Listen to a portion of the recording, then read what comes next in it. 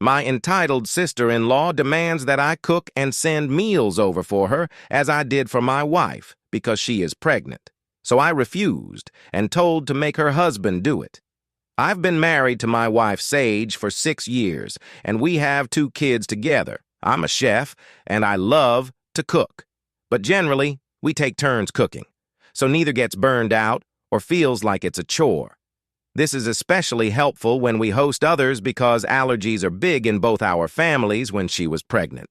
Though I cook for her all the time, because pregnancy was not easy for Sage, and I wanted her to be able to relax and enjoy food instead of being too tired and sick to eat, which is how she was in the very early stages of her first pregnancy. Everyone knew about it, but Sage's sister, Gwen.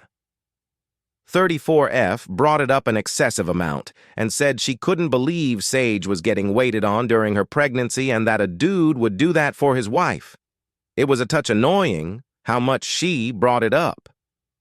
Now, Gwen is pregnant with her first child, and she called up out of the blue after her pregnancy announcement to say I should cook and send meals over for her like I did for Sage. At first, I thought she was trying and failing to be funny, but nope. She was as serious as a heart attack. I told her I wasn't cooking for her and brought up how random and inappropriate it was to ask like that. She told me we're family and she's pregnant and I should want her to rest as much as I had wanted. Sage to rest during both of her pregnancies. I told her Sage is my wife, so it's different. And I told her she has a husband to cook for her.